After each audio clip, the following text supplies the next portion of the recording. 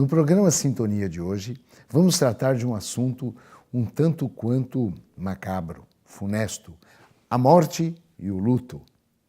Macabro porque nós somos uns tontos, né? Principalmente nós espíritas, que temos certeza de que a morte não existe. E se a morte não existe, não tem que ficar muito preocupado com ela. E nem, muito menos em curtir o luto. Mas, na hora H, como dói. Perder um ente querido, perder um animal de estimação, meu Deus do céu, dói e dói muito, muito. E o luto, na realidade, ele é necessário e ele tem que ser cumprido em toda a sua plenitude. Tem que ser vivido com tolerância, tem que ser vivido com paciência, mas em toda a sua plenitude. Tem que ser vivido de uma forma assim compartilhada, eu diria. Embora o luto seja um processo muito solitário, mas tem que ser vivido de uma forma compartilhada, com pessoas que você ama, pessoas da sua convivência, pessoas que muitas vezes nem têm a ver com quem partiu, mas tem a ver com você que ficou. As cores do luto também é uma coisa interessante, né? Nós estamos acostumados a usar preto quando morre alguém. Nos países ocidentais usa-se o preto, mas na maior parte dos países orientais usa-se o branco. Na Índia, por exemplo, usa-se o branco e o castanho. Na África do Sul, olha que interessante, sabe qual é a cor do luto? É o vermelho. Vermelho. Na Tailândia, puxa vida, usa-se, sabe que cor? Roxo. O roxo. O roxo. É maluco isso, né? Como mudam as cores. No Irã, usa-se o azul como indicativo de luto. Portanto, nem sempre o preto é a cor indicada para o luto. Agora, como se comportar diante da morte e curtir esse luto? De que forma? Eu já estava dizendo desde o início do programa que a gente tem que ter paciência e tolerância. Nós temos que entender que nós não temos absolutamente culpa nenhuma da pessoa ter partido ou do animal ter partido. Nada. Vamos nos isentar da responsabilidade diante da morte do outro. Mas para que a gente consiga levar a morte tão bem, nós temos que entender o valor da vida. O valor da vida, vivê-la também com toda a plenitude, viver a vida, amando, experienciando o amor, criando sempre causas e condições de não sofrimento das pessoas que conosco convivem e conosco mesmo. Pois se nós entendermos que experienciar o amor em sua plenitude nos livra das culpas, do remorso, do arrependimento, do pecado, certamente, diante da morte de alguém a quem nós amamos ou amávamos, não haverá dor e sofrimento muito intenso. Não é mesmo? Doutora Elizabeth Ross, ela nos traz as 5 fases da doença terminal e do luto como uma prerrogativa para que nós possamos entender o que acontece. As 5 fases começam sempre da negação. Nós negamos sempre.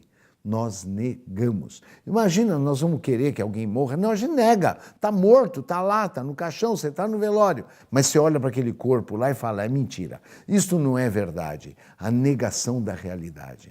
Esta fase pode durar muito tempo. Olha, quanta gente que passa missa de 7º dia, missa de 1 mês e não acredita que a pessoa morreu. Vamos procurar abreviar a fase da negação. Como? Passando logo para a 2ª fase, que é a fase da raiva. Raiva. Sabe qual é a fase da raiva? É aquela fase da culpa, que você se culpa pelo outro ter morrido, você se culpa pela doença que chegou, você se culpa por tudo. Como se livrar da culpa?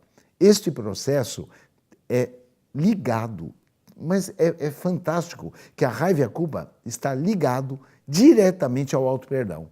A hora que você se perdoa, você entra na 3ª fase. Sabe qual é a 3ª fase? Aquela fase que você vai jogar com Deus. Você é tão importante que você acha que vai ter que barganhar com Deus. Você é importante, mas não nesse grau de importância. Deus não precisa da sua barganha. É a barganha da promessa. Eu prometo que, igual político, você promete tudo na fase da barganha, depois não cumpre absolutamente nada. Quanto tempo dura a fase da barganha? O tempo que você deixar. Negação, raiva e barganha pode demorar anos. Aí você vai entrar na 4ª fase, que esta eu espero que nem apareça ou que seja muito breve, que é a fase da depressão.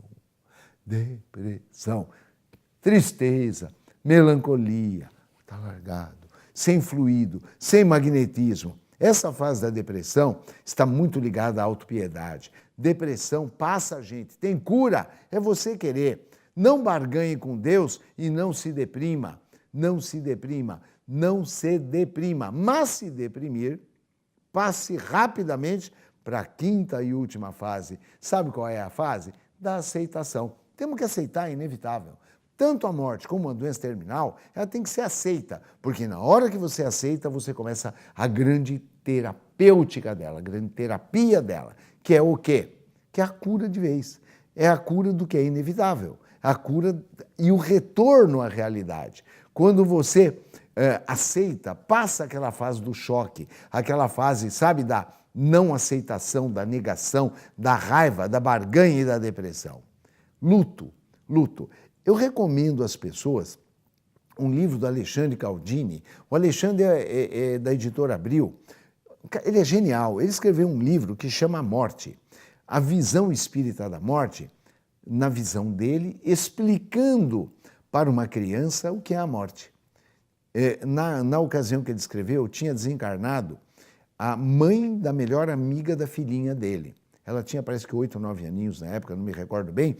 E ele escreveu esse livro extremamente explicativo para que a menina superasse o momento terrível do luto pela perda da sua mãezinha.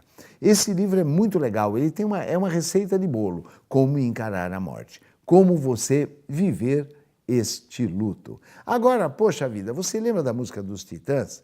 Epitáfio? Não adianta, depois que acontece, devia ter amado mais. Ame, comece hoje. Não deixe para cantar no velório de ninguém, não. Principalmente no teu velório. Então, para que você viva bem, comece já a sua mudança. Comece hoje a sorrir, a aprender que a vida pode ser sim um mar de rosas. Depende só de você. Para de se lamentar, para de se culpar, para de achar que tudo dá errado. Porque enquanto você estiver nesse nível de sintonia, tudo vai dar errado mesmo, você vai viver de luto. Você muda para o Irã e compra uma roupinha azul, ou vai para a África e bota uma roupinha vermelha. Vai ficar legal em você. É verdade. Agora, vamos fazer uma coisa? Vamos encarar a morte como uma grande amiga? Vamos? A partir de agora.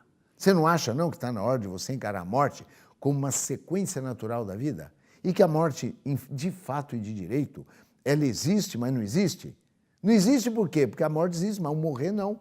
Então, quando você for para a parte espiritual, você vai dar seguimento ao que você está fazendo aqui. Seguimento à vida que você leva aqui. Não pense que partir para a pátria espiritual é tornar você um santo. O povo que vai estar no teu velório vai dizer, nossa, ele era tão bom, é tudo mentiroso. Porque ninguém é bom desse jeito. E tudo vai continuar na parte espiritual. A vida que você levava aqui continua lá. Aprenda uma coisa. Você vai valorizar a morte em excesso a partir do momento que você desfazer de sua vida aqui.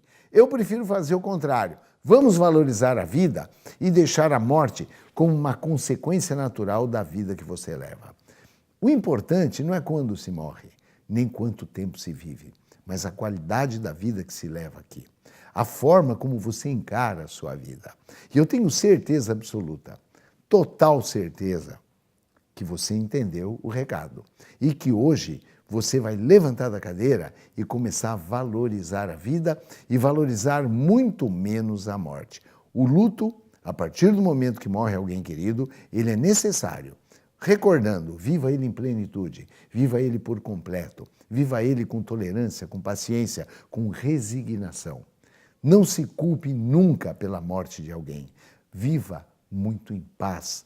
Desperte a sua consciência, desperte em você o amor universal. Vivencie o amor em sua total plenitude, criando sempre causas e condições de não sofrimento a você e ao outro. Vamos valorizar a vida e não a morte. Viva em paz, viva com Deus no coração, com Jesus como um caminho e como exemplo. Muita paz.